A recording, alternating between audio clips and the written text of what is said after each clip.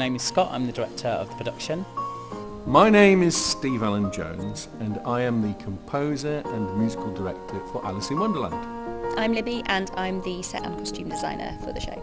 My name's Suze and I'm producing the Christmas show down at the Old Rep Theatre, Alice in Wonderland. Production of Alice in Wonderland looks at the traditional story of a bored Alice who starts on the banks of the river reading her book, and she's taken into a magical world where she meets some bizarre and fabulous characters.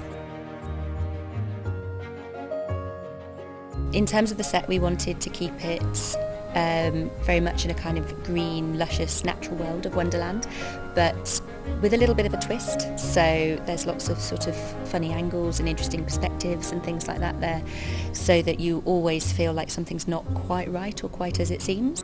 What is exciting about this production of Alice is that we're using digital aspects. So we have a sequence where Alice is falling down the hole, we'll be using that. We've also got some puppetry in it, so we were playing around with certain characters being puppeteered. We're also playing around with the idea of perspective and proportion in a way that I think is quite interesting and really sort of visually sort of engaging. Alice has a lot of challenges, but by far the biggest one is the fact that Alice gets bigger and smaller. So I think the smallest she gets is 3 inches high, and then she's described as a mile high by the end of the show. So we've had to come up with all sorts of different solutions to make her look bigger and smaller.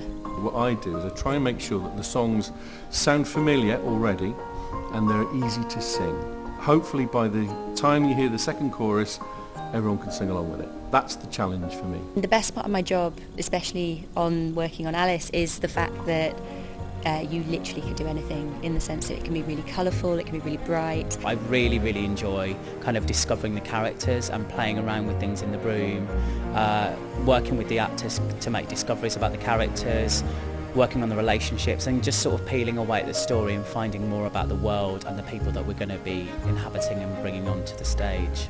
Best part of my job, meeting people. Meeting talented people, meeting fellow creatives, and then I always get a lump in my throat when I see the first show and an audience watching it. It's a story about imagination, and it's about how sometimes we don't allow ourselves to tune into our imagination. It's an adventure story, really. It's about a girl who becomes intrigued and excited about what is beyond